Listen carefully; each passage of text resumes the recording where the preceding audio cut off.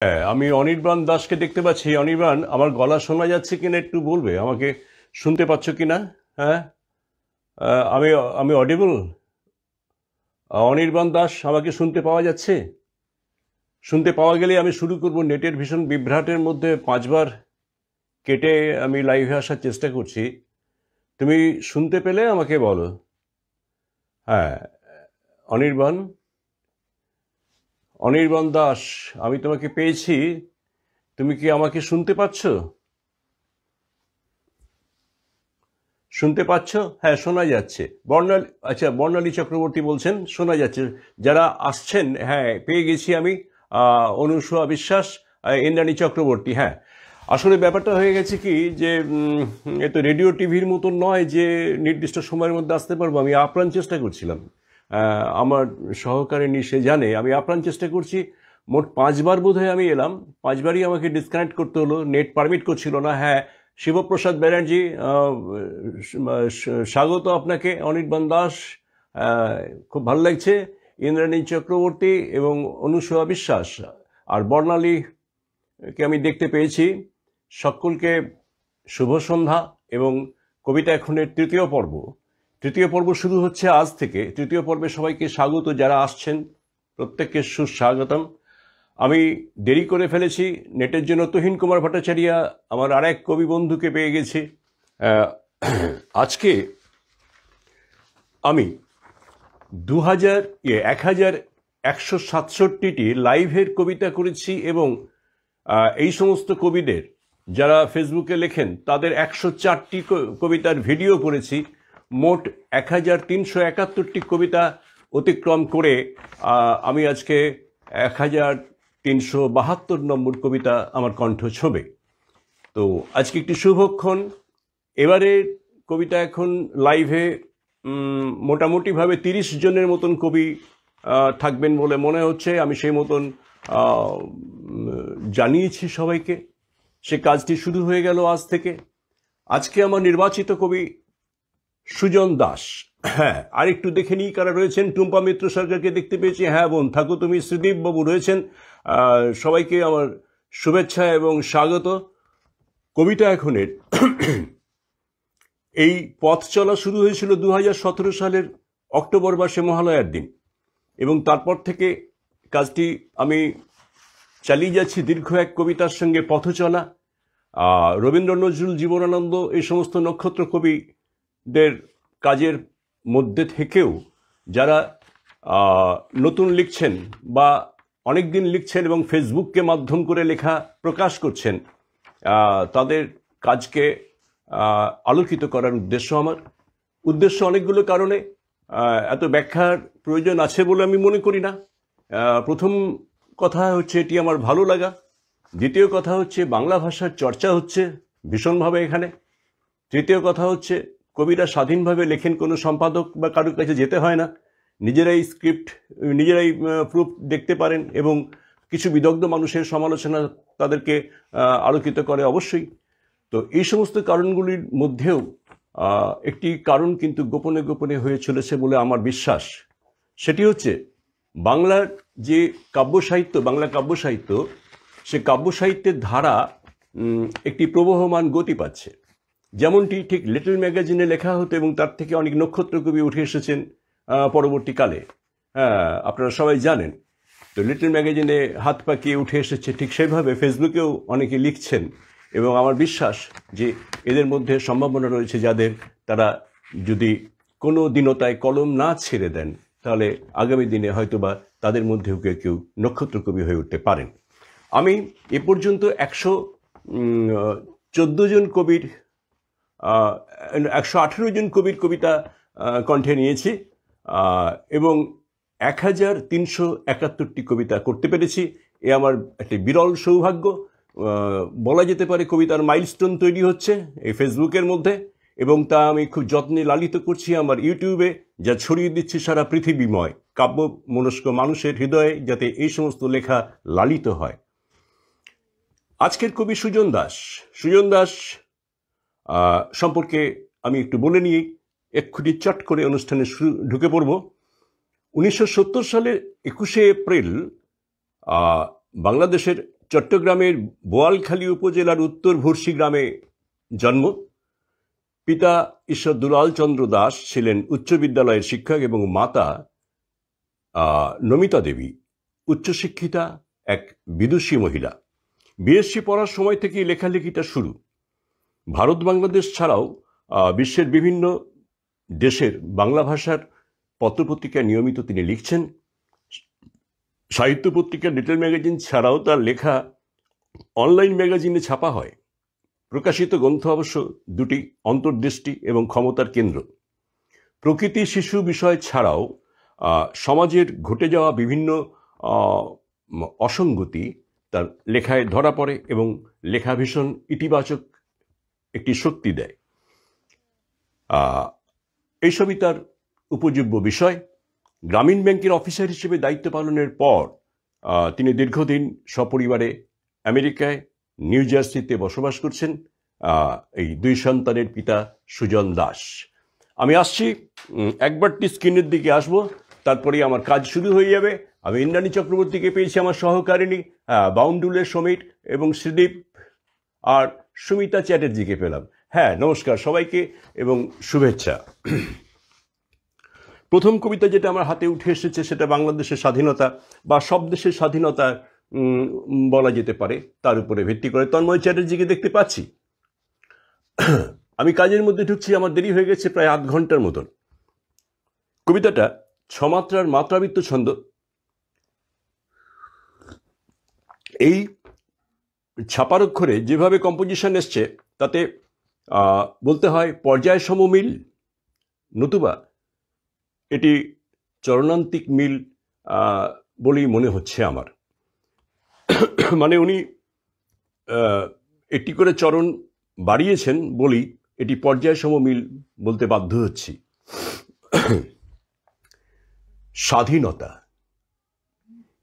এই স্বাধীনতা অনেক রক্ত ত্যাগের দামে কেনা, মায়ের চোখের নোনা জল মাখা কষ্টের লেনা দেনা। এই স্বাধীনতা লাখো শহীদের রক্তের কথা বলে, বোবা কান্নায় কাঁদে আজও মাটি, ভিজায় অশ্রু জলে।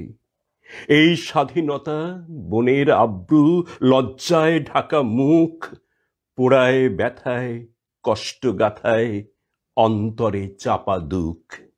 এই স্বাধীনতা পিতাহারা শিশু কষ্টের আহাজারি, স্মৃতিতর্পণে কাঁদে আজও ওরা, বাতাসটা থাকে ভারী।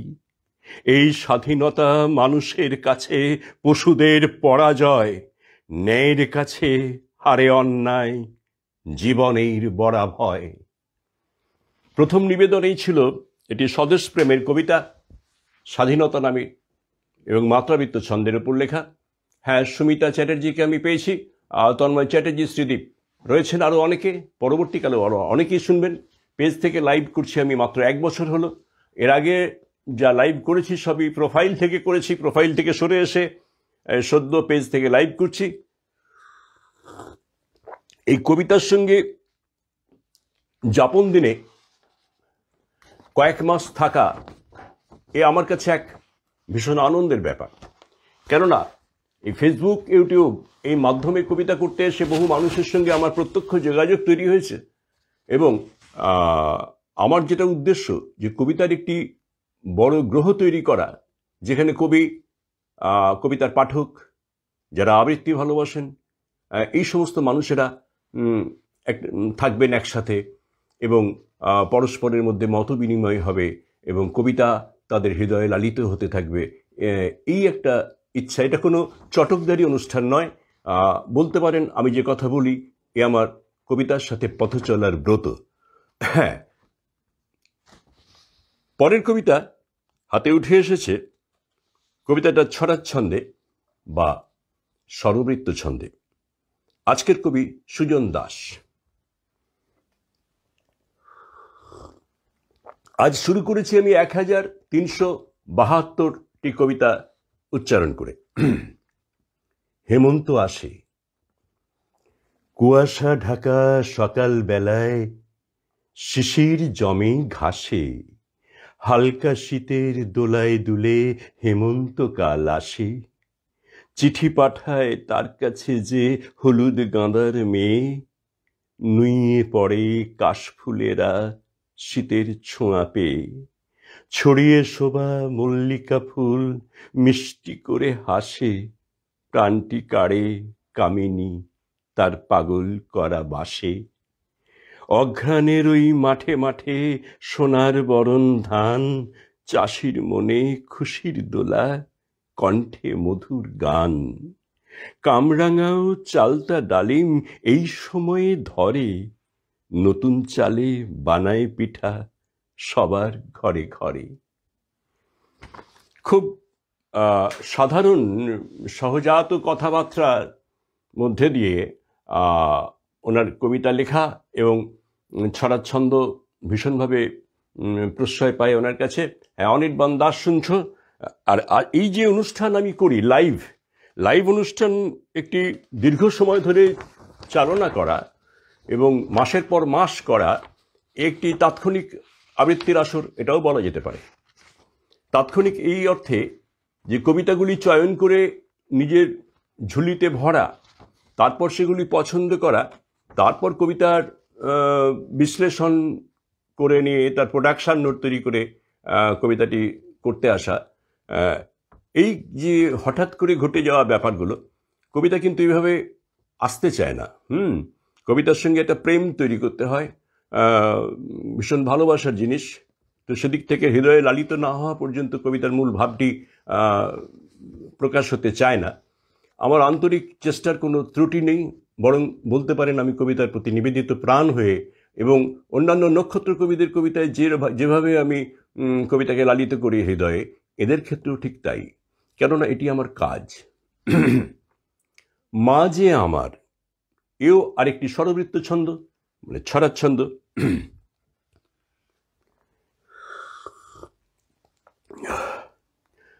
মা যে আমার নির্ভরতার সবচেয়ে বড় শক্তি, তার উপরে আমার যেন সর্বদা রয় ভক্তি। মা যে প্রেমের ফল্গুধারা, নেই কিছু তার তুল্য, তার কথাকে চাই যে দিতে সবচেয়ে বেশি মূল্য। মা যে আমার রৌদ্র ছায়া, মুক্ত প্রাণের গান, হৃদয় তারে সুরের বিনা খুশির ডাকা বান। মা যে আমার আলো ও আশা, বুকে সাহস বল, প্রেরণার এক প্রাণের পাখি ফোটায় শতদল। দুঃখ ব্যথা ও কাতরতা যখন করে গ্রাস, মায়ের স্মরণ নিলে পরে সব হয়ে যায় নাশ। এই কবিতার মধ্যে মাতৃপ্রেম এবং শিশু মনস্কতা, এই দুটিরই সন্ধান পেয়েছি আমি। স্বরবৃত্ত ছন্দ, 4 মাত্রার কবিতা আমি আবৃত্তি করলাম, এবং আমার হাতে উঠে এসছে এই অল্প সময়ের মধ্যে 4 নম্বর কবিতাটি। কবিতার কথায় পরে আসছি। রঞ্জিত সরকারকে পেয়ে গেছি বাংলাদেশ থেকে, এবং দৈতা মুখার্জি, আচ্ছা, আর ইন্দ্রাণী চক্রবর্তী রয়েছেন। হ্যাঁ, আরও যারা রয়েছেন সবাইকে আমার শুভেচ্ছা, ভালোবাসা। এবং কবিতা এখনের এই অনুষ্ঠানে আপনাদের প্রতিদিনের যে অনুষ্ঠান, মঙ্গল বৃহস্পতি শনি রাত 9টায়, আশা করব আপনারা থাকবেন এবং কবিতাগুলি আপনাদের হৃদয়ে লালিত হোক, এই আমার চাওয়া। পরের কবিতা, জ্ঞানের কথা। জ্ঞান যদি না রয় বিবেক, জ্ঞান বলো না, জ্ঞান যদি না রয় বিবেক, জ্ঞান বলো না তারে। ভেদ বিভেদে জ্ঞানই যদি টানে অন্ধকারে, জ্ঞান আসলে, আমি আরেকবার করব। জ্ঞান যদি না রয় বিবেক, জ্ঞান বলো না তারে। ভেদ বিভেদে জ্ঞানই যদি টানে অন্ধকারে, জ্ঞান আসলে বিনয় আসে, সর্বলোকে জানে, জ্ঞানীজনেই বিশ্বব্যাপী মহৎ বলে মানে। জ্ঞানী হলো আলোর বাতি, হৃদয় মাঝে জ্বলে, অন্তরে তার সূচির ছোঁয়া নীতির কথা বলে। জ্ঞানী হলো চৈতন্য রূপ, তারায় মনের কালি, চেতন বোধের পুষ্প সম, আলোয় ভরা ডালি। যেই জ্ঞান টানে সীমারেখা, লোকের মনে ভেদ, সেই জ্ঞানকে জ্ঞান বলো না, বাড়ায় যদি খেদ। শুনছেন আপনারা ছড়াচ্ছন্দের বেশ কটি কবিতা আমি করলাম। টুম্পা মিত্র রয়েছ, কি বলছো? কবি দুটি ছড়া কবিতা বেশ ভালো লেগেছে। হ্যাঁ, ইনি মানে নিয়মিত লেখেন, আমি এটা দেখি, নিয়মিত লেখেন এবং সুদূর প্রবাসে থেকে অন্যান্য কাজের মাঝেও এই যে মাতৃভাষার চর্চা করা, এই যে শিশুদের মধ্যে বিভিন্ন বোধ জাগিয়ে তোলার চেষ্টা অবিরাম অবিরাম চলছে তার কলমে, এবং প্রতিদিনই তার লেখা প্রকাশ পায়, এটা আমাকে বেশ আশ্চর্য করেছে এবং আমি তার কবিতার কাছে গেছি এইভাবেই। পরের কবিতা, জীবনের ধারাপাত, কবি সুজন দাস। এটি 6 মাত্রার মাত্রাবৃত্ত, 6-6-6-2, 2 মাত্রার একটি খণ্ডপর্ব আছে। হ্যাঁ, আমি কাজের মধ্যে, ভাঙতে না পারো মাথায় কাঁঠাল, ঢালতে না পারো তেল, তোমার কপালে মন্দই আছে, তুমি নিঘাত ফেল। ঘুষ নাহি খাও, বুঝ নাহি দাও, অফিসে হবে না ঠাঁই, চাকুরি তোমার বালিশের নিচে, আজ আছে কাল নাই। কর্তা তোমায় ভর্তা বানাবে কচলে কচলে রোজ, প্রতিদিন দেবে টক ঝাল তিতা নতুন নতুন ডোজ। বানাবে তোমায় মুরগির রোস্ট সকল শিয়ালে মিলে, সুযোগ খুঁজবে কিভাবে তোমায় খেয়ে ফেলা যায় গিলে। গেলা নাহি গেলে বদলি তো আছে, তোমার হবে না মাপ, জীবনটা হবে যাযাবর সম তেতুলিয়া টেকনাফ। আদর্শ আজ পুঁতির পাতায়, নীতিপ্রীতি গেছে বাদ, এই হলো আজ সময়ের দাবি, জীবনের ধারাপাত। একটু হাস্যরসের উপরে করেছেন এবং 6 মাত্রার মাত্রাবৃত্ত, চরণান্তিক মিল। আমি অর্ধেক প্রায় কাজ সেরেছি, বাকি অর্ধেক রয়েছে। হ্যাঁ, রয়েছেন যারা ছিলেন তারাই, নতুন কেউ এখনো আসেননি। হ্যাঁ, আজকের অনুষ্ঠানে সবাইকে স্বাগত। ঠিক, ইন্দ্রাণী তুমি ওদিকটা সামলাও।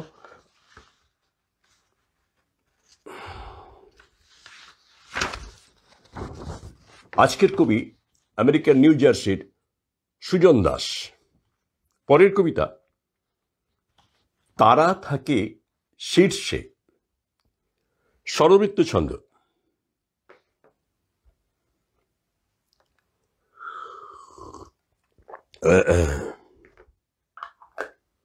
এটা মানে উদ্গত প্রাণের আরতি কবিতার মধ্যে রয়েছে। সময়কে ধরে যারা এগিয়েছে নিত্য, ভরিয়েছে দেশ কাল মানুষের চিত্ত, ভালো কাজ ভালো কিছু যাহাদের কাম্য, ভালোবাসে ন্যায় নীতি মানুষের সাম্য। সমাজকে টেনে নিয়ে যায় তারা আলোতে, লেগে থাকে মানুষের কল্যাণ ও ভালোতে। শুভ কাজে ব্রতী থাকে, খারাপটা তাড়িয়ে, অপরের বিপদেতে দেয় হাত বাড়িয়ে। ওরা হলো সম্পদ দেশ জাতি বিশ্বে, যুগে যুগে কালে কালে তারা থাকে শীর্ষে। কবির দেশে এখন সকালবেলা, আমি এখনো পর্যন্ত কবিকে পাইনি, উনি হয়তো সংযোগ করে উঠতে পারেননি এবং নেট বিভ্রাটে আমার আসতে আজকে অনেক দেরি হয়েছে। জানি না উনি প্রথম দিকে চেষ্টা করেছেন কিনা। তো যাই হোক, পরে উনি এপিসোড দেখে নেবেন এবং আপনারা যদি কেউ মন্তব্য করেন কবিতা নিয়ে, নিশ্চয়ই উনি তার উত্তর দেবেন। পরের কবিতায় আসছি।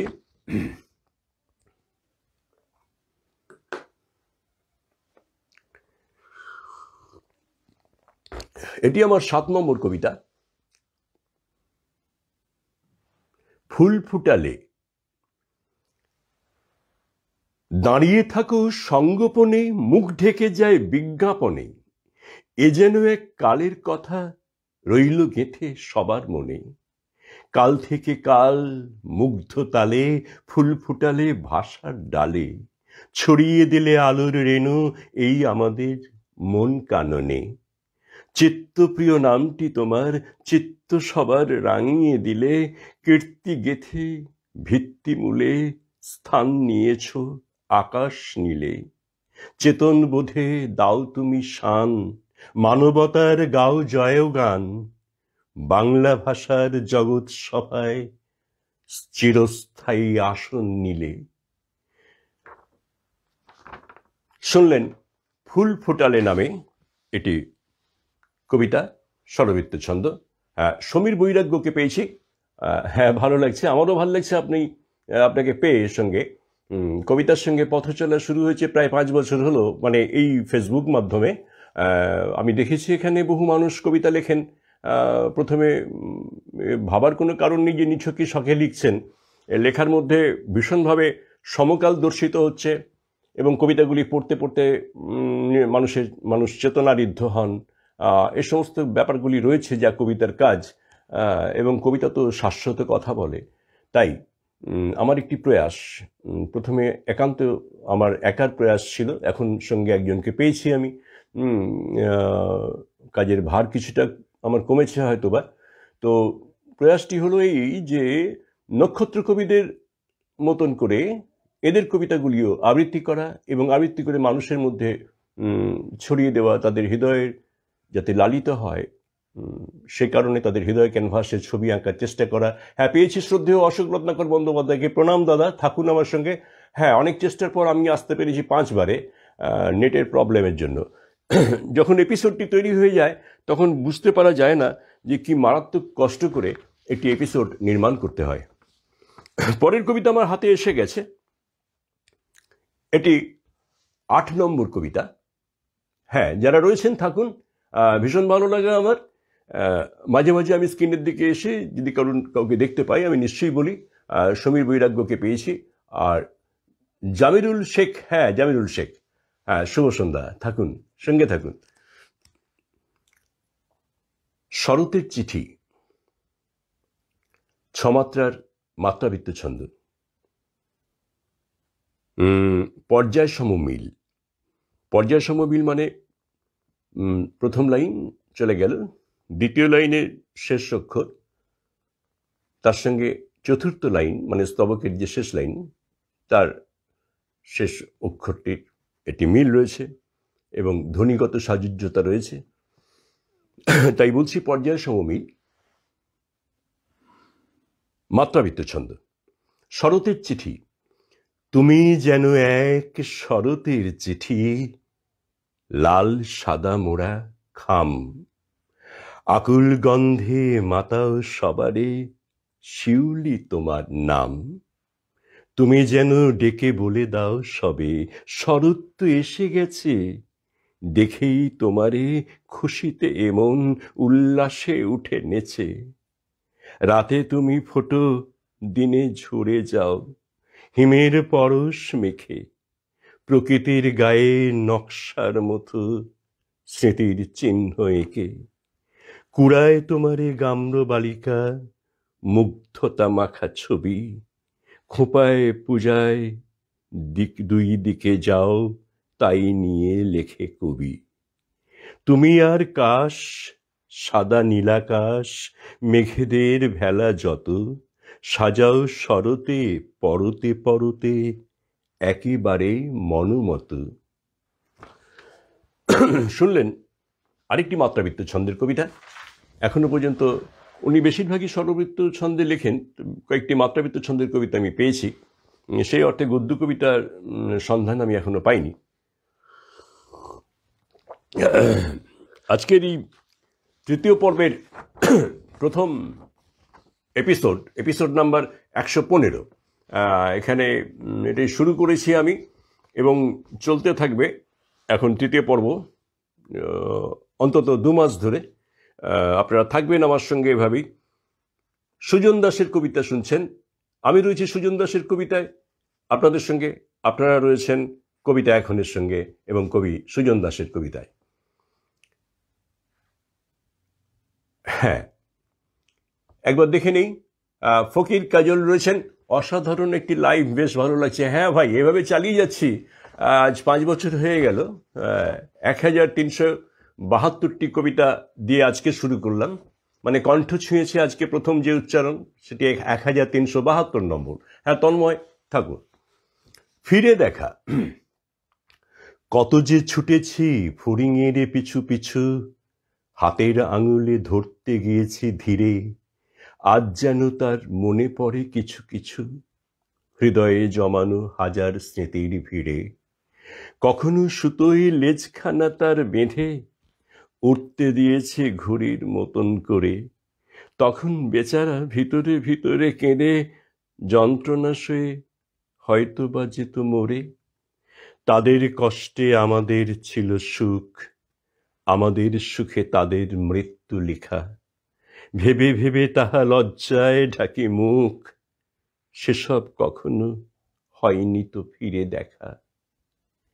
ছোটবেলায় আমাদের উদ্ভট চিন্তার মধ্যে আমরা এমন অনেক কিছু করেছি, যেমন ওই খোলামকুচি দিয়ে পুকুরের মধ্যে ছোড়া, এর গল্প আছে, ব্যাঙেদেরকে মারা। তো এই যেমন ফড়িংয়ের লাগিয়ে সুতো বেঁধে ঘুড়ি ওড়ানোর মতন ওড়ানো। তো যখন পরিপক্কতা আসে তখন এক পাপবোধ দংশন করে। ছোটবেলার অন্যায়গুলো, ছোটবেলাকার অনেক সুখস্মৃতির সঙ্গে এই সমস্তগুলো মনে পড়ে হয়তোবা, এবং আমরা সেগুলো অনেকেই কেউ কেউ শেয়ার করি, বলি, হ্যাঁ, কেউ ভাবি, আবার কেউ বলি না, চুপচাপ থাকি। তো এখানে কবিতার মধ্যে প্রকাশ ভারী ভারী সুন্দর। অন্তত আজকের শিশুরা খেলার ছলে কিছু এরকম ব্যথা দেওয়ার কাজ করার থেকে সাবধান হবে। এদিক থেকে কবিতাটি অত্যন্ত ইতিবাচক মনে হয়েছে আমার। দীপারণ ভট্টাচার্যকে পেয়েছি দিল্লি থেকে, আমার আরেক কবি।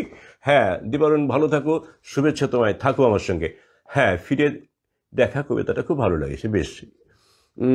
শ্রীদীপ রয়েছেন আরও অনেকে আলোকিত করে। মাপকাঠি, পরের কবিতা। আমি এক এক করে 10টি কবিতার মধ্যে চলে এলাম। হ্যাঁ, দেরি হয়ে গেছে আমার, ওই জন্য আমি একটুখানি কথা বলাটা কমাচ্ছি, চেষ্টা করছি। হ্যাঁ, অশোক রত্নাকর দাদা রয়েছেন। মাপকাঠি। চালাকের চেয়ে বোকারাই ভালো, ঘোড়ার চাইতে গাধা, সবচেয়ে ভালো অন্তর যার, ভিতরে বাহিরে সাদা। জ্ঞানীর চেয়ে মূর্খরা ভালো, মূর্খের চেয়ে সোজা, সবচেয়ে ভালো কর্মঠ যারা কাজকে মানে না বোঝা। সত্যের চেয়ে মিথ্যাও ভালো, উপকারে যদি লাগে। ভাবের চাইতে যুক্তিই ভালো, অন্তর যদি জাগে। কর্মীর চেয়ে অলসই ভালো, অকর্মে যদি মাতে। এড়িয়ে চলাটা তারে বেশি ভালো, লবণ দেয় যে ঘাতে। ধনীর চাইতে চিরকালই যেন গরিব লোকেরা খাঁটি, আশার চাইতে নিরাশায় ভালো, হতাশা ছুঁই না মাটি। চেতনের চেয়ে অচেতন ভালো, স্বার্থই যদি দেখে ঠকানোর চেয়ে ঠকাটায় ভালো, ঠেকে ঠেকে যদি শেখে। সুখের চাইতে দুঃখই ভালো, আপনারে যদি জানে। বৃত্তের চেয়ে চিত্তই বড়, যেজন বুঝেছে মানে। অনেকটা নীতি কবিতার মতন কবিতাগুলির মধ্যে আদর্শ রয়েছে এবং ছোটদের কাছে ভীষণভাবে গ্রহণযোগ্যতা রয়েছে কবিতার। উনি লেখেনও তাই, এবং লেখার মধ্যে সবসময় কিছু না কিছু নকশা, মানে একটি লেখার একটি ছবি তৈরি করেন। এটাও একটা আমার ভালো লাগা বলতে পারেন। এবং বহু পত্রপত্রিকায় বেরোয়, ইদানিংকালে তো অনলাইন পত্রিকাতে অনেকগুলো দেখতে পাচ্ছি। হ্যাঁ, রয়েছেন সুমিতা চ্যাটার্জি, দীপারণ ভট্টাচার্য দিল্লি থেকে। কবি ছন্দ লেখেন বেশ ভালো। আচ্ছা বেশ, হ্যাঁ দীপারণ ঠিকই বলেছ, ছন্দেই লেখেন। অনুসুয়া বিশ্বাস। একে একে আমি 10টি কবিতা অতিক্রম করে 11 নম্বর কবিতায় চলে এসেছি। নির্ধারিত সময়ের মধ্যেই শেষ করবার একটা প্রবণতা কাজ করছে।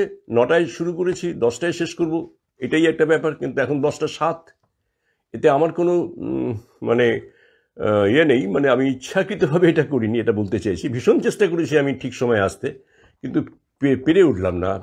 5বার আমার কেটে গেল। পরের কবিতা, ফেলে আসা দিন। স্বরবৃত্ত ছন্দ, চরণান্তিক মিল। ফেলে আসা গ্রামটি আমায় পিছন দিকে ডাকে, সবুজ পাহাড়, বনবিথি, নদীর ছোট বাঁকে। হারিকেনের জ্বলত বাতি, আঁধার ঘেরা রাতে, মাদুর পেতে ভাই বোনেরা পড়তে বসি সাথে। ঘুমিয়ে গেলে ডাকতো বাবা, সজাগ হয়ে বসি। হেলে দুলেই কেউ বা পড়ি, কেউ বা অঙ্ক কষি। সকালবেলা স্কুলে যাই বন্ধুরা সব মিলে, বিকেল হলেই খেলি সবে সামনে থাকা বিলে। ভর দুপুরে পুকুর জলে সাঁতার কাটে সুখে, খুশির ঝিলিক বয়ে যেত সবার চোখে মুখে। ঝড়ের দিনে দিঘির পাড়ে কুড়াই ঝরা আম, বৃক্ষে উঠে খাচ্ছি পেরে সকল পাকা জাম। বাদল দিনে নৌকা গড়ে ভাসিয়ে দিতাম জলে, জমতো বসে লুডো খেলা ভাগ হয়ে 2 দলে। বনভোজন ও চড়ুই ভাতি নানা আয়োজন, ভেসে যেতাম সুখের স্রোতে, উঠত দুলে মন। ক্লান্তি মেখে ফিরলে ঘরে আস্ত নেমে ঘুম, আদর করে ঘুম আমারে জড়িয়ে দিত চুম। ভাবছি বসে সেদিনগুলো আর কি পাবো ফিরে, স্মৃতিগুলোর বাজবে ভেঁপু আমায় ঘিরে ঘিরে। মানে ছোটবেলার স্মৃতি নস্টালজিক হয়ে পড়ার যে ব্যাপারটা, তা কিন্তু কবিতাগুলির ছত্রে ছত্রে রয়েছে। এবার একটু অন্যরকম কবিতা একটা পেয়েছি, সদ্য পেয়েছি, সম্ভবত কালকে। জামিরুল শেখ, আমি আহমেদাবাদ থেকে দেখছেন। আচ্ছা আচ্ছা, ঠিক। খুব ভালো থাকুন। কেমন নতুন বছর ভালো কাটুক। আসলে 20-21 এই 2 বছর তো ভয় ভীতি শঙ্কা সবের মধ্যে দিয়ে কাটানো হয়েছে, তবু আমরা থেমে থাকিনি। যেমন টাইটানিক জাহাজের ওই গানের দল, জাহাজ যখন ডুবে যাচ্ছে, যখন মৃত্যু একদম নির্ধারিত সত্য হয়ে সামনে এসে দাঁড়িয়ে গেছে, তখনও তারা গান গেয়ে চলেছেন। তারা গানের মধ্যে প্রাণের যে সঞ্চার হয়, সেই প্রাণটুকুকে ছুঁয়ে, মানে সেই ক্ষণিকের সময়টুকু বাঁচতে চেয়েছেন। এও ঠিক তেমনি। এই যে কাজ, এই আমরা আবৃত্তি করি, অভিনয় করি, এর মধ্যে মানুষকে প্রাণ দেওয়ার চেষ্টা করি, মানুষের কাছ থেকে প্রাণ নেওয়ার চেষ্টা করি। প্রাণ মানে আনন্দ। হ্যাঁ, তো এই আনন্দই জীবন। এই আনন্দকে ছুঁয়ে বেঁচে থাকার থেকে আনন্দ তার কিছু নেই। তাই লকডাউন পিরিয়ডে পরপর 2 বছর কাজ সেভাবেই হয়েছে, কাজ করেছি। আবার এই যে নতুন বছর পড়েছে, আশায় বুক বেঁধেছিলাম হয়তোবা ভয়ভীতি কেটে গেছে, সুসময় একটা আসছে, কিন্তু না, আবার নতুন করে শুরু হয়েছে। সবাই খুব সাবধানে থাকবেন, ভালো থাকুন, সকলে ভালো থাকুন। আমরা হারিয়েছি অনেক মানুষকে, অনেকেরই অনেক স্বজন গেছেন চলে, এবং নক্ষত্র মানুষ যারা, তাদেরকেও আমরা অকালে হারিয়েছি অনেক। আসছি পরের কবিতায়। রাস্তার শিশুরা। অধিকারহীন, জীর্ণ মলিন, শীর্ণ গাত্রে যারা থাকে ফুটপাতে অনাহারে রাতে, চিরকাল গৃহহারা, নাই সাথে পাঁচে কোনো মতে বাঁচে, নিতান্ত অসহায়, হারিয়েছে ভোট, নেই কোনো জোট, রাষ্ট্রের তারা দায়। তাহাদের শিশু রাস্তার যিশু অনাদরে বেড়ে ওঠে, না পায় শিক্ষা জ্ঞানের দীক্ষা, যেখানে সুবিধা ছোটে, যেখানেই যায় শুধু দুচ্ছাই, লাঞ্ছনা অপমান, খায় লাঠি ঝাঁটা, দেখে জলে গাটা, নাহি পায় সম্মান। আছে অধিকার বাঁচবার তার, রাষ্ট্রেরও আছে দায়, শিক্ষা খাবার নিতে হবে ভার, বিকল্প কিছু নাই। ছিল ঘর বাড়ি, নদী ন্যায় কারি, সর্বশান্ত হয়ে এসেছে শহরে স্বপ্ন বহরে, জীবন যুদ্ধ জয়ে। সব আশা মিছে, আকাশের নিচে বিদীর্ণ হিয়া কাঁদে।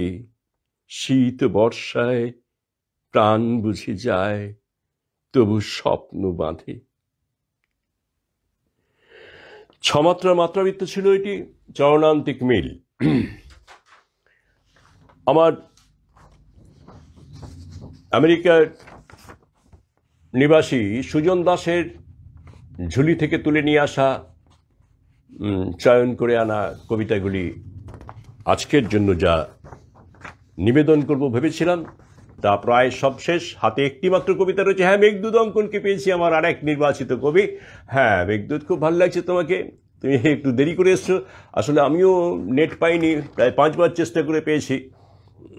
ওই 9টার সময়টায় নেটটা ভীষণভাবে গন্ডগোল করছে। যারা রয়েছেন তাদের সকলকে বলা রইল, যদি এরকমটা হয় আপনারা একটুখানি অপেক্ষা করবেন। আমি কিন্তু আপ্রাণ চেষ্টা করি। এবং প্রথম বছর 2-3 তো এমনও হয়েছে, সবাই জানেন যে কাজটা অর্ধেক হয়েছে বা প্রায় শেষ হয়ে এসেছে, এমন অবস্থাতেও কিন্তু নেট বিভ্রাট হয়েছে এবং বারবার বিভ্রাট হয়েছে।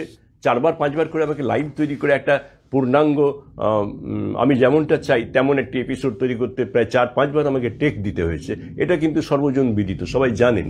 তা গত বছরও এরকম হয়েছে, 4খানা এপিসোড বোধহয় এরকম হয়েছে। আমি আসছি পরের কবিতা এবং এটি আমার শেষ নিবেদন। আলোময় ধ্রুবতারা। ভাষার আকাশে তুমি যেন এক আলোময় ধ্রুবতারা। নদী কলকল উচ্ছলিত জল, প্রেমের ফল্গুধারা। চেতনার তারে বেজে ওঠে সুর, মিলনের গানে হঠাও যে দূর। জাগাও সবারে বোধে ও মননে, প্রাণে প্রাণে পড়ে সারা। কবিতায় তুমি নাব্যতা আঁকো, মুগ্ধতা আঁকো গানে। গল্পে তোমার ছুঁয়ে যায় মন, জীবনের বুঝি মানে। দর্শনে আঁকো যুক্তির রেখা, মনে নাহি রয় আঁধারের ঠেকা। আলোর আভাসে জেগে উঠি যেন সুরুচির আহ্বানে। ওই দুটি হাত যেখানে রেখেছ, ফলেছে সোনার ধান। বয়ে গেছে যেন আলোকের ধারা, রুচির ডেকেছে বান। টেট তীরে নিয়ে ভিত্তির মূলে, ছবি এঁকে গেছো শিল্পের ফুলে। জগৎ সভায় বাংলাকে তুমি গৌরবে দাও স্থান। শুনলেন আলোময় ধ্রুবতারা, একটি কবিতা, মাত্রাবৃত্ত ছন্দ। এর সঙ্গে সঙ্গে আজকে সুজন দাসের এপিসোড, আমার 3য় পর্বের 115 নম্বর এপিসোড, এর কাজটি আজকে এর মধ্যে শেষ হলো। কেন কবিতা করি সে প্রসঙ্গে একটি কবিতা আবৃত্তি করব বলে ঠিক করেছিলাম, সেটি আজকে আর করা হয়নি। আমি পরের দিন নিশ্চয়ই করব। আপনারা যেভাবে ছিলেন আমার সঙ্গে, যেভাবে আমাকে উত্তাপ দিলেন শীতের রাতে, এভাবে প্রতিটি কবিতার রাত আপনাদের সান্নিধ্যে সমৃদ্ধ হই আমরা। মানে কবিতা এখন আমরা যারা উপস্থাপনা করছি তারা, এইটুকু চাওয়া আমাদের, সঙ্গে থাকুন, কবিতার সঙ্গে থাকুন, আমাদের সঙ্গে থাকুন এই বলে, এবং সকলে খুব ভালো থাকুন, নতুন বছর ভালো কাটুক, বিপদ যাক কেটে, এই কটি কথা বলে আজকের মতন শেষ করছি। নমস্কার, শুভরাত্রি, খুব ভালো থাকুন।